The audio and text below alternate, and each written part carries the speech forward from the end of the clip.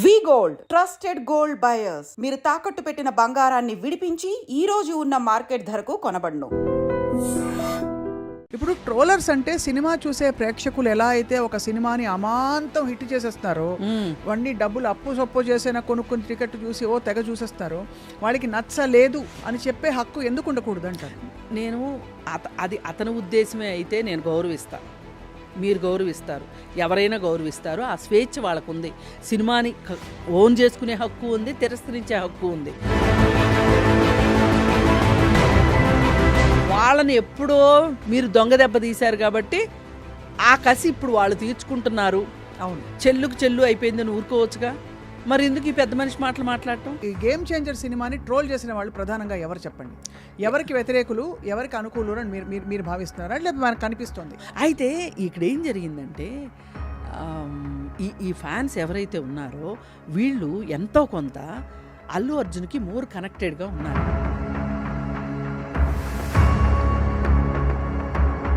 జన సేన తాలూకు వాళ్ళు ఎప్పుడైతే అల్లు అర్జున్ సినిమా జోలికి వచ్చారో వాళ్ళు ఆ రోజు డిసైడ్ అయ్యారు.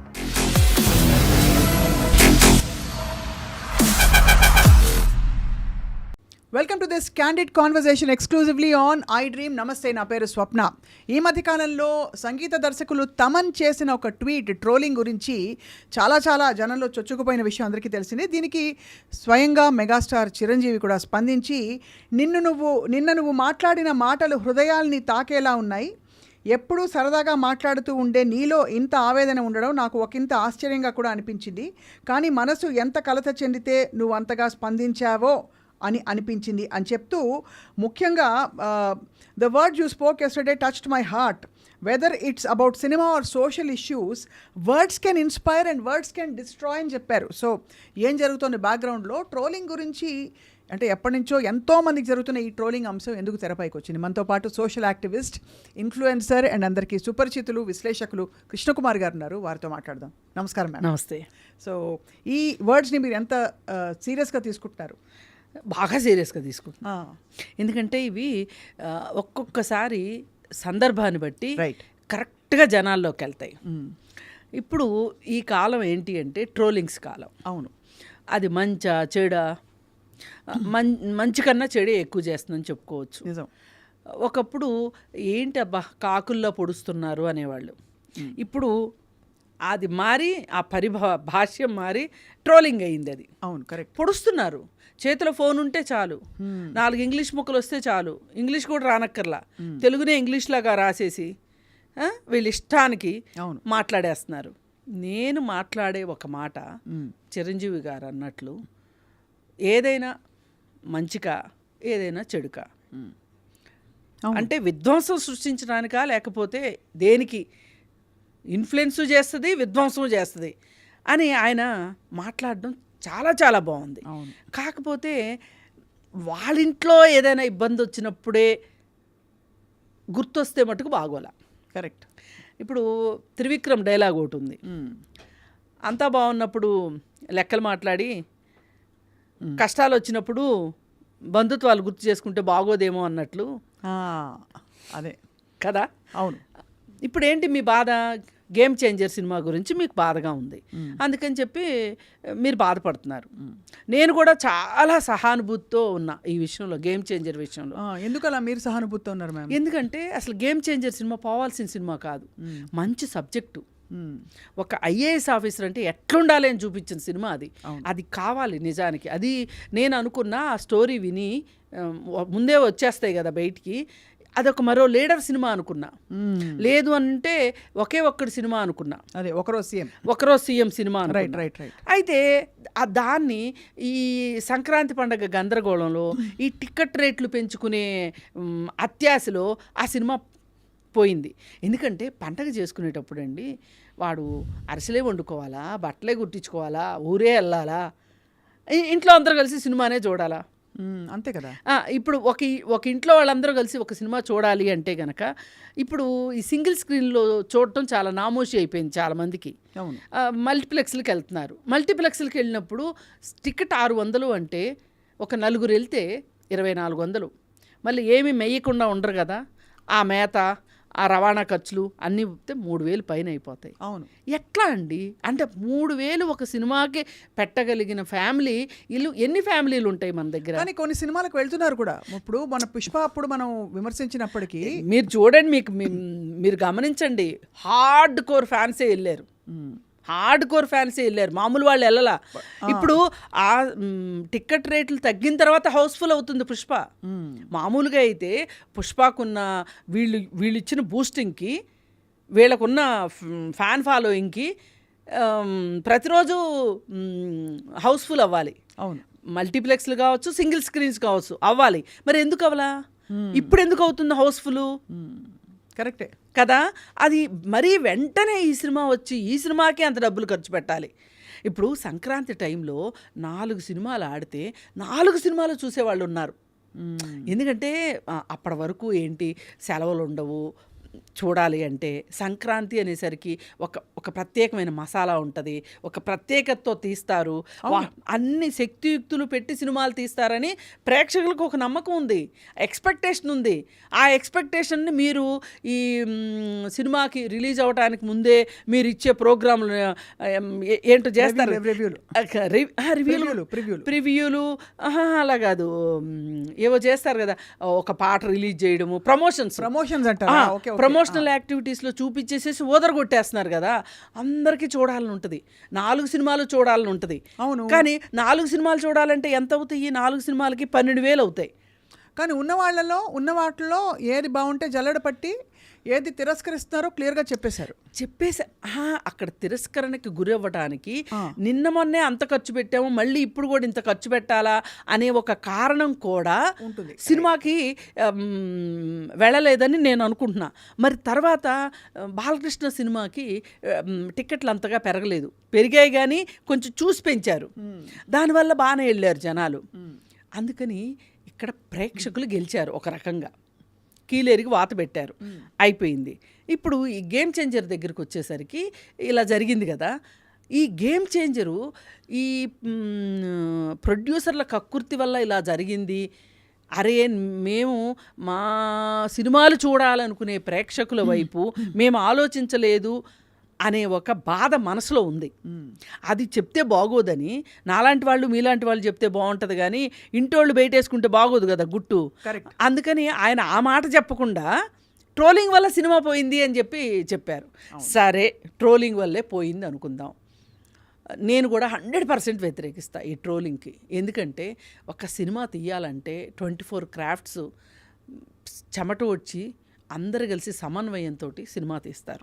ఆ సినిమాని వీళ్ళు సినిమా రిలీజ్ అయినా పొద్దున్నే 6 గంటల షోకి వెళ్ళేసేసి చూసేసేసి మాకు నోరుంది కదా, మా ముందు మైకులు పెడుతున్నారు కదా అని ఇష్టానికి సినిమా బాగుందని బాగలేదని ఇట్టుందని అట్టుందని మాట్లాడే ప్రబుద్ధుల దగ్గర నుంచి ఫోన్లు ఉన్నాయి కదా అని ట్రోలింగ్ చేసే మహానుభావుల వల్ల సినిమాలు కూడా ఎంతో కొంత ఫ్లాప్ అవుతున్నాయి.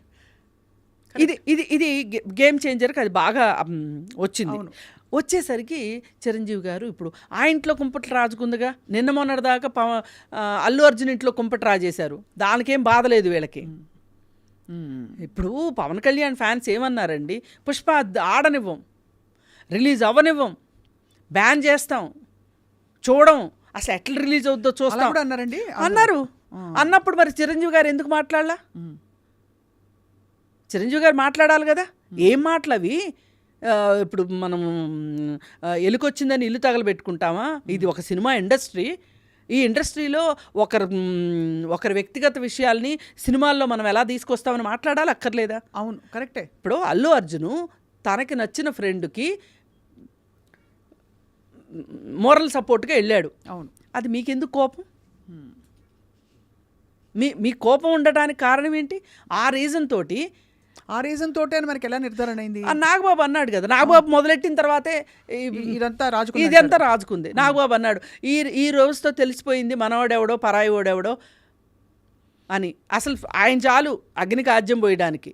ఎవడన్నా అగ్గిలేస్తుందంటే నీళ్లు పోస్తారు, ఆయన మట్టుకు ఆజ్యమే పోస్తాడు.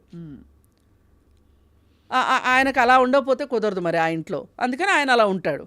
కానీ నువ్వు ఇంటి పెద్దవి, ఆ ఇంటికి ఆ ఇంటి పెద్దవే కాదు, సినిమా ఇండస్ట్రీలో కూడా ఇవాళ ఉన్న హీరోలు అందరిలో పెద్దవాడివి. చాలా అండ్ చాలా గౌరవనీయులుగా ఆయన చెప్పిన మాటకి చాలా చెల్లుబాటు అవుతుంది. అలాంటప్పుడు ఒక మాట ఎందుకు అనలేదు? ఇప్పుడు ఏంటి, అతను ఒక ఫ్రెండ్షిప్ కోసం వెళ్ళాడు, దానికోసం అని చెప్పి సినిమాని నాశనం చేస్తామా? సినిమా అంటే ఎందరు బతుకులు ఉంటాయి దాంట్లో. ఇప్పుడు ఒక ప్రొడ్యూసర్కి సినిమా ఆడింది అనుకోండి, ఇంకో సినిమా తీస్తాడు ఇమీడియట్గా. ఆడేమి మామూలు వేరే వాళ్ళలాగా భవంతులు కొనుక్కోటాలు అట్లాంటివి చేయడు. సో ఇప్పుడు ఖండిస్తున్నట్టు అప్పుడు ఖండించవలసిందంటారు. అప్పుడు ఖండిస్తే మీ మాటలకి మాకు చాలా విలువగా అనిపించేది. ఇప్పుడు మనకి గుర్తుండే ఉంటుంది, జర్మనీలో హిట్లరు యూదుల్ని ఓచకోత కోసేటప్పుడు సైనికులు వచ్చేస్తూ ఉంటే, మా ఊరు వచ్చారా, మా బజార్కి రాలేదు కదా, మా బజార్కి వచ్చారా, మా ఇంటికి రాలేదు కదా అన్న చందంగా ఎవరి సినిమా మీద, దేవరా సినిమా మీద ఇలాగే చేశారు కదా ట్రోలింగు. అవును, చాలా చేశారు కదా. ఎవరి సినిమానైనా ఆపే హక్కు ట్రోలర్స్కి లేదు. అలాగే కాపాడుకోవాల్సిన బాధ్యత అందరి మీద ఉంది.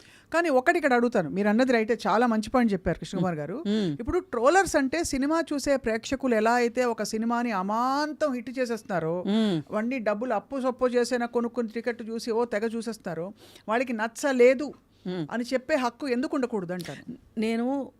అది అతని ఉద్దేశమే అయితే నేను గౌరవిస్తా, మీరు గౌరవిస్తారు, ఎవరైనా గౌరవిస్తారు. ఆ స్వేచ్ఛ వాళ్ళకు ఉంది. సినిమాని ఓన్ చేసుకునే హక్కు ఉంది, తిరస్కరించే హక్కు ఉంది, నేను కాదనట్లా. కానీ ఈ సోకాళ్ళు అభిమానుల పేరుతోటి, సైన్యం పేరుతోటి ట్రోల్స్ చేయటం కరెక్ట్ కాదు. ఎవరు ఇప్పుడు ఈ గేమ్ చేంజర్ సినిమాని ట్రోల్ చేసిన వాళ్ళు ప్రధానంగా ఎవరు చెప్పండి? ఎవరికి వ్యతిరేకులు, ఎవరికి అనుకూలు అని మీరు భావిస్తున్నారా, లేకపోతే మనకు కనిపిస్తుంది? అసలు ఎవరు చేశారన్నది వాళ్ళు చెప్పలా, నాకు తెలీదు. కానీ చిరంజీవి గారు చేసిన ట్వీట్కి ఎవరెవరు బయటకు వచ్చి మాట్లాడారు అంటే,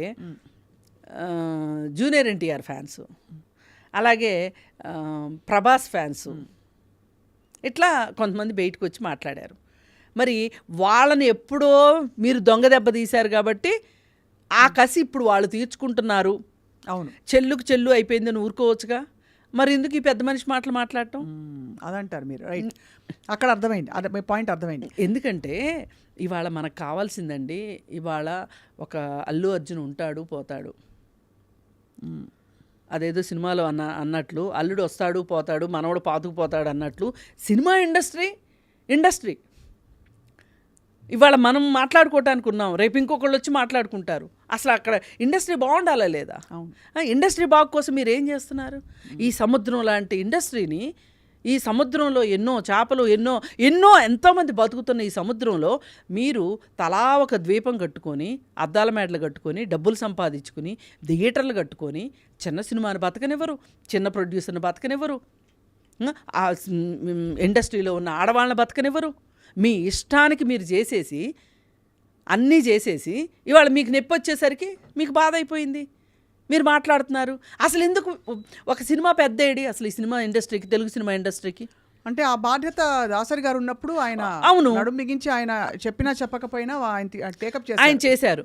ఇప్పుడు ఎవరికి ఎందుకు లేదు? ఎందుకంటే ఇక్కడ ఎవరి ప్రయోజనాలు వాళ్ళకు ఉన్నాయి, ఎవరి పిల్లల్ని వాళ్ళు, ఎవరి ఆస్తులను వాళ్ళు పెంచుకోవాలని చూస్తున్నారు, ప్రమోట్ చేసుకోవాలని చూస్తున్నారు.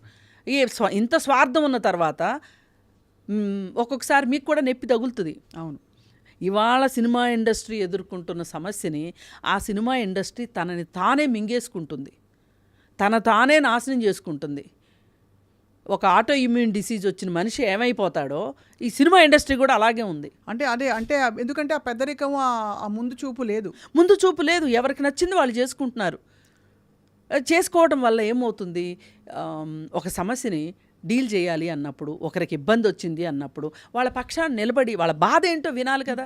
ఇప్పుడు మా ఉంది, అసలు అది మానే కాదు నన్ను అడిగితే, అసలు అది మానేనా?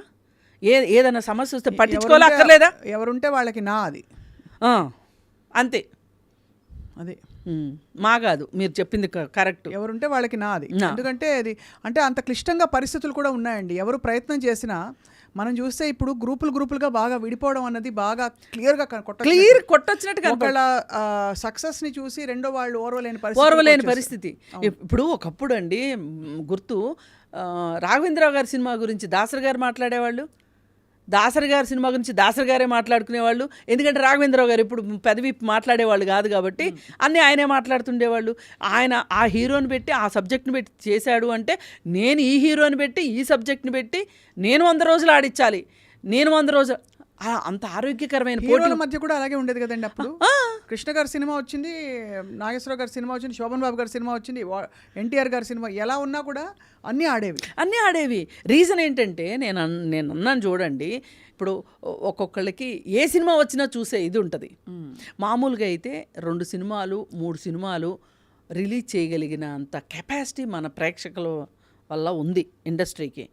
మరి మీరు ఇంకా ఎక్కువ తీసేసి హెవీ బడ్జెట్లు పెట్టేసేసి 600 కోట్లు 500 కోట్లు 3 సంవత్సరాలు 4 సంవత్సరాలు లాగి పీకి దాన్ని మార్చి ఫిల్మ్ అంతా తినేసి అది చేసి ఇది చేసి ఈ సినిమాలో ఒక ముక్క ఆ సినిమాలో ఒక ముక్క, ఏ సినిమా ఈ 3 ఏళ్లలో ఒక సినిమా రిలీజ్ అయింది అనుకోండి, దాంట్లో కట్ అండ్ పేస్ట్ తప్పితే సినిమాలా ఉందా అండి? లేదు.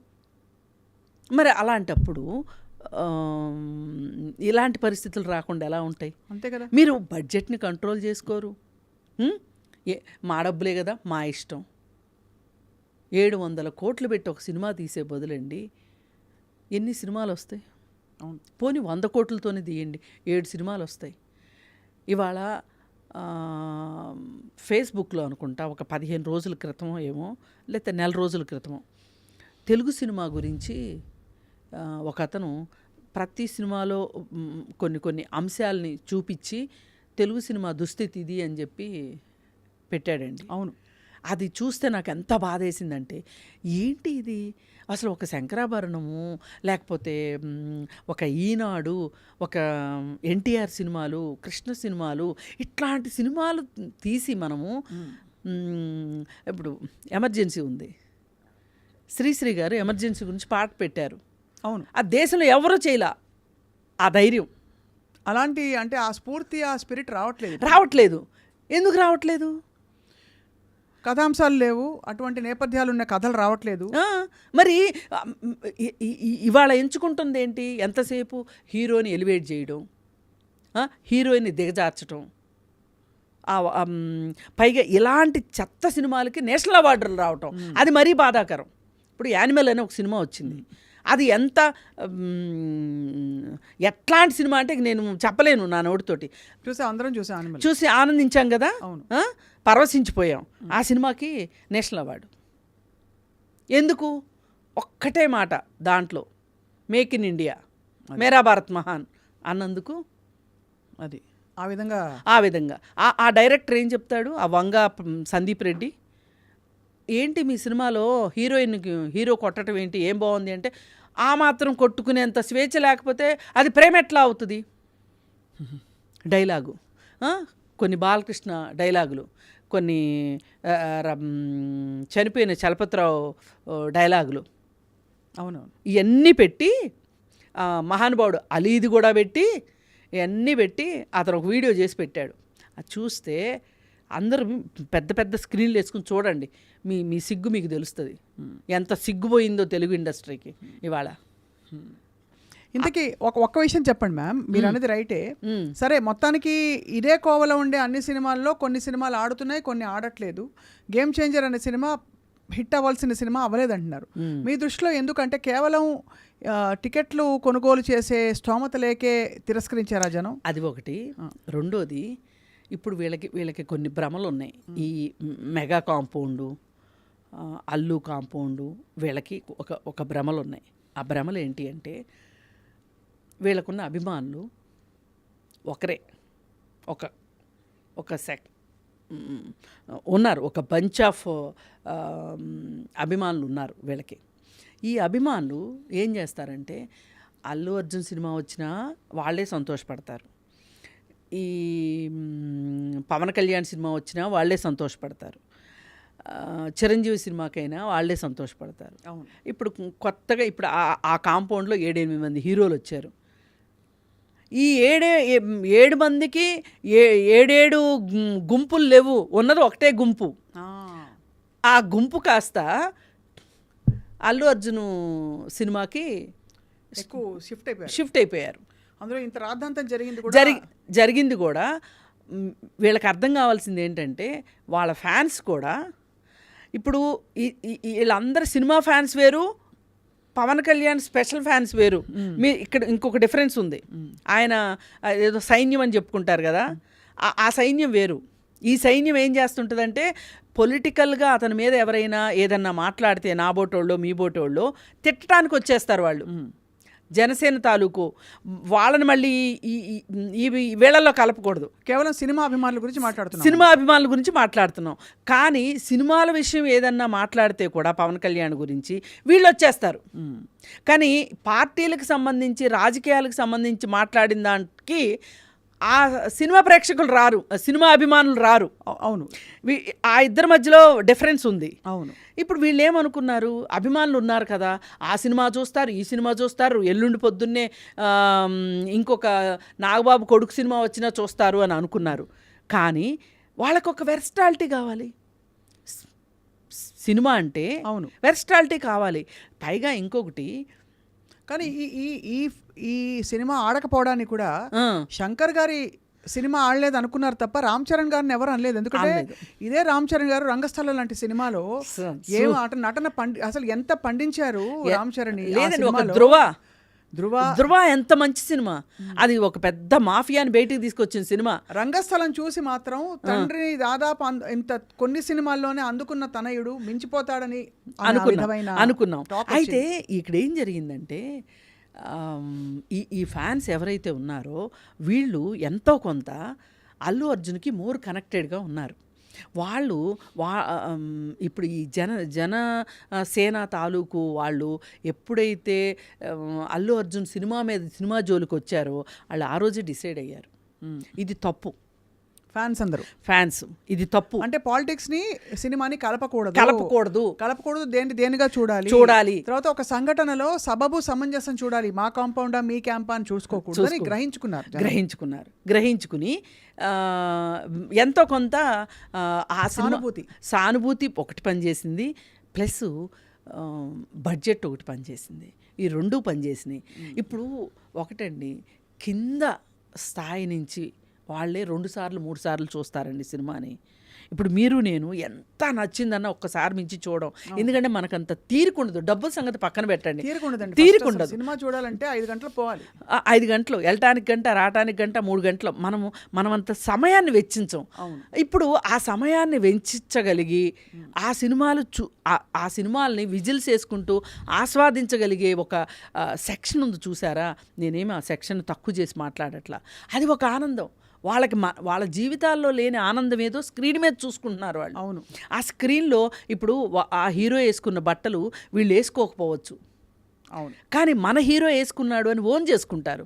అది ఇప్పుడు మనలాంటి సెక్షన్ అనుకోండి, కావాలంటే అలాంటి షర్టే కొనుక్కోగలం, వేసుకోగలం, మనం పెద్ద ఐడెంటిఫై చేసుకోం.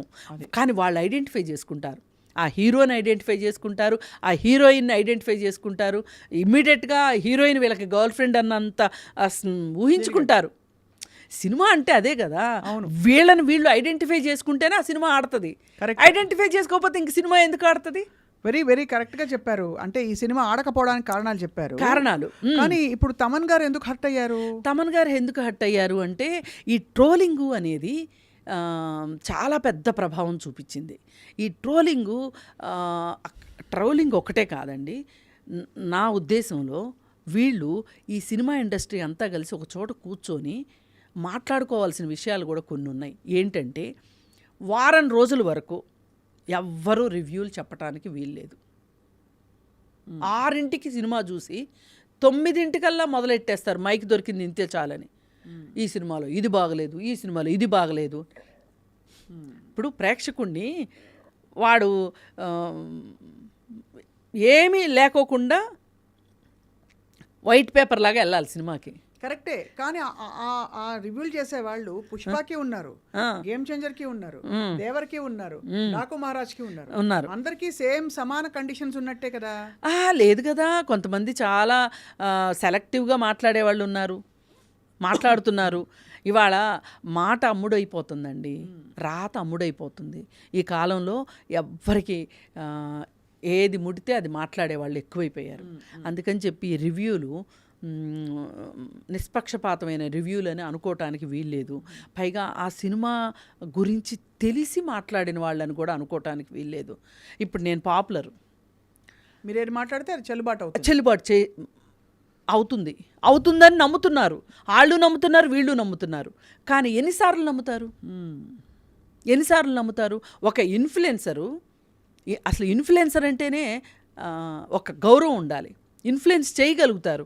కానీ నువ్వు ఇన్ఫ్లుయెన్స్ చేయగలిగే శక్తి ఉంది కదా అని చెప్పి అబద్ధాన్ని నిజము, నిజాన్ని అబద్ధం చేయటం కరెక్ట్ కాదు కదా. అవును, ఈ తారతమ్యం కనిపించట్లా. ఈరోజు డబ్బే ప్రధానమైపోయింది. అందుకని చెప్పి మీరు ఈ సినిమా ఇండస్ట్రీని బతికించుకోవాలి అనుకుంటే గనక కొన్ని గైడ్ లైన్స్ పెట్టుకోవాలి. కొంత మీరు ఆలోచించాలి సినిమా ఇండస్ట్రీ గురించి. ఎందుకంటే ఈ సినిమా ఇండస్ట్రీ మీద ఆధారపడి 24 క్రాఫ్ట్స్లో మీకు ఏవో 2-3 క్రాఫ్ట్ల గురించి అందరూ మాట్లాడుకుంటారు. నేను కింద నుంచి పైకి వస్తున్నా, కింద క్రాఫ్ట్లు వాళ్ళు తినటానికి తిండి ఉండదు. ఒక్క నిమిషం, ఒక్క అరగంట షాట్ కోసము వాళ్ళని రోజంతా నుంచుంటారు ఎండలో. వాళ్ళు జూనియర్ ఆర్టిస్టులు వాళ్ళకి తిండి ఉంటుందా? తిండి పెట్టేవాళ్ళు ఉంటారా? అసలు వాళ్ళ గురించి అజాపజాప్ కనుక్కునే వాళ్ళు ఉంటారా? వాళ్ళకి అసలు డబ్బులు సరిగా వెళ్తాయి అని నమ్ముతామా మనము? అలాంటి వాళ్ళు బతకాలి అంటే 360 రోజులు వాళ్ళకి తిండి దొరకాలి అంటే ఎక్కువ సినిమాలు రావాలి, ఎక్కువ సినిమాలు తీయాలి. ఎక్కువ సినిమాలు తీయాలి అంటే 3 ఏళ్ళు ఒక సినిమా జీడిపాకంలాగా తీస్తే ఇంకెట్లా? అదే కదా. గేమ్ చేంజర్ దాదాపు ఎంత పట్టిందండి? ఎంత టైం పట్టిందో? 3 ఏళ్ళు, దగ్గర 3 ఏళ్ళు పట్టింది. అది 3 ఏళ్ళు, ఇది 3 ఏళ్ళు. సో మీ పాయింట్ ఏంటంటే పెద్దలు మాట్లాడినప్పుడు అన్ని సందర్భాలలో సముచితంగా ఒక ఇంటెన్సిటీతో, అంటే న్యాయంగా అందరికీ సమన్యాయం ఇచ్చామా లేదా అనేది ఆలోచించాలి. మన కడుపు మండినప్పుడే మన కడుపులో నుంచి జ్వాలలు బయటకు వస్తే ఎట్లా? పక్కవాడికి నష్టం జరిగినప్పుడు కూడా మనం మాట్లాడగలగాలి. అందుకని మీరు చుట్టాలు కాబట్టి మంచిగా ఉండండి అని చెప్పాలని నేను చూడట్లా. మీ సినిమా ఇండస్ట్రీలో మీ ముద్ర మీకుంది, అల్లు రామలింగ గారి ముద్ర వాళ్ళకుంది, ఆ ఫ్యామిలీకి ఉంది, అల్లు అరవింద్ గారి ముద్ర ఆయనకుంది, పైగా అల్లు అర్జును అతను నిరూపించుకున్నాడు ఇవాళ. అవును, మీరందరూ కలిసి కట్టుకోండి. ఇప్పుడు ఎవరెవరి ఆస్తులు కలిసి పనిచేసినంత మాత్రాన్ని ఎవరి ఆస్తులు ఎవరు తీసుకోరు. అవును, కానీ కలిసి పనిచేయాల్సింది ఎందుకు? ఇండస్ట్రీ కోసం. తప్పకుండా. అంటే అది కాలంతో చాలా విషయాలు మీరు అన్నట్టుగా పరిష్కారం అవుతాయేమో కృష్ణకుమార్ గారు. కానీ ఇక్కడ కొంచెం పర్సనల్ స్పేస్లోకి అయిపోయింది. అంటే ఎవరు గొప్ప, ఎవరు పెద్ద హీరో, ఎవరు అనేది అది సహజంగా ఇక్కడ హీరోల కంటే కూడా ప్రొడ్యూసర్ల డ్రామా ఎక్కువగా ఉంది. అవును, మీరు గమనిస్తే అది దిల్ రాజు మెయిన్ మాట్లాడుకుంటే ఇవాళ ఇండస్ట్రీ ఇంత ఒడిదుడుకులకే వెళ్తుంది అంటే దిల్ రాజు గురించి చెప్పుకోవచ్చు. దిల్ రాజుకి అందరినీ సమన్వయం చేసుకుంటూ వెళ్ళే పరిపక్వతలు ఏదేమో అనిపిస్తుంది. ఎందుకంటే ఇక్కడ ఇంత జరుగుతుంటే ఆ హాస్పిటల్లో ఉన్నాడు, ఈ కేసులు ఇవన్నీ అవుతూ ఉంటే అతను ఏకపక్షంగా అల్లు అర్జున్ ఎక్కడికి వెళ్తే అక్కడికి వెళ్ళి పోలీస్ స్టేషన్కి వెళ్ళాడు, జైలు దగ్గరికి వెళ్ళాడు, అన్నీ చేసి వెంటనే తన పని ఉందని అమెరికా వెళ్ళిపోయాడు. మరి ఏం చేసి ఉండవలసింది? ఇక్కడ ఉండాలి. ఇక్కడ ఉండి వెళ్ళింది కూడా ఎందుకు? తన సినిమా ప్రమోషన్ కోసం వెళ్ళాడు. తన సహజంగా కృష్ణకుమార్ గారు ఇది ఎన్నో రోజులు వెళ్తుంది కదా. నేను అనేది ఏంటంటే అసలు ఇక్కడ ఇంత ప్రాబ్లం ఉంటే ఇప్పుడు అందరూ మాట్లాడింది ఏంటి? అసలు ఆ అబ్బాయి కుటుంబాన్ని ఎందుకు పరామర్శించలేదు అనేది ఒక ప్రశ్న వచ్చింది. మీరు ఎందుకు పరామర్శించలే? మరి కరెక్టే, కానీ పరామర్శించి ఆ టైంలో వెళ్ళుంటే గనక ఇది ఒక సుప్రీంకోర్టు న్యాయవాది చాలా సమంజసంగా చెప్పారనిపించింది. ఆ టైంలో పరామర్శించినా తప్పే, ఏదో వెళ్ళి సెటిల్మెంట్ చేయడానికి నోరు మూయడానికి వెళ్ళారేమో మధ్యవర్తులు అనుకునే ప్రమాదం ఉంటుంది. ఇప్పుడు ఆయన సినిమా పెద్దండి, ఆయన ఎఫ్టీసీ చైర్మన్. అవును. అలాంటప్పుడు ఆ హోదాలో వెళితే సెటిల్మెంట్ అని ఎలా అంటారు? ఆ హోదాలో వెళ్తే ఆ హోదాలో వెళ్ళాలి, తప్పులేదు. ఆ హోదాలో వెళ్ళాలి. అసలు ఆ కుటుంబానికి ఏం కావాలి, మంచి చెడు పట్టించుకోవాలి. అసలు అనాథలాగా వదిలేశారు కదండి. వీళ్ళ గోల వీళ్ళది, వాళ్ళ గోల వాళ్ళది. నాకు ఒకటే మీరు చెప్తున్న దాన్ని బట్టి అర్థమవుతుంది ఏంటంటే కృష్ణకుమార్ గారు, ఫ్యాన్స్ ఇచ్చే ఎలా అయితే మంచి పల్లకీల మోతలు స్వీకరిస్తామో ఈ ట్రోలింగ్లు అవి కూడా as part of the game అయినా స్వీకరించాలి. లేదు ట్రోలింగ్ చేయకూడదని అనిపిస్తే అన్ని ట్రోల్స్కి స్పందించాలి. అందరి సినిమాల పట్ల కూడా సేమ్ సానుభూతి చూపించాలి. మూడోది అధికారిక హోదా ఒకటి, ప్రొడ్యూసర్గా ఒక హోదా వేరు. అధికారిక హోదా ఉన్నప్పుడు ఆ బాధ్యత వస్తుంది. ఆ బాధ్యతని కూడా పూర్తిగా జస్టిఫై చేసుకుంటూ వెళ్ళాలంటున్నారు మీరు. అది ఎందుకంటే అల్టిమేట్లీ సినిమా ఇండస్ట్రీ వర్ధిల్లాలి, సినిమా ఇండస్ట్రీలో అందరికీ వృత్తి వ్యాపారాలు బాగా నడవాలి. అంతే. అది ఒక కళగా అట్ ద సేమ్ టైం ఒక వ్యాపారంగా కూడా అంటే పూర్తిగా వర్ధిల్లాలి. కాబట్టి మీరు ఈ మాట్లాడుతున్నారు. అసలు ఈ చిన్న సినిమాలు, అదే ఇప్పుడు మలయాళ సినిమాల గురించి ఎందుకు మాట్లాడుకుంటున్నాం? అది ఆ దిశలో కూడా ఆలోచించాలి. అంతే. ఆలోచించకపోతే మొన్న మీటింగ్కి పిలిచారు సీఎం గారు, వెళ్ళారు. ఒక్క మహిళ వెళ్ళలేదు, తీసుకెళ్ళలేదు. మీరు మీ దృష్టిలో మహిళలు అంటే ఇంతే. సినిమాల్లో చిన్న చిన్న బట్టలు వేసుకుని డాన్స్లు వేయడానికి తప్పితే దేనికి పనికిరారు మీ దృష్టిలో.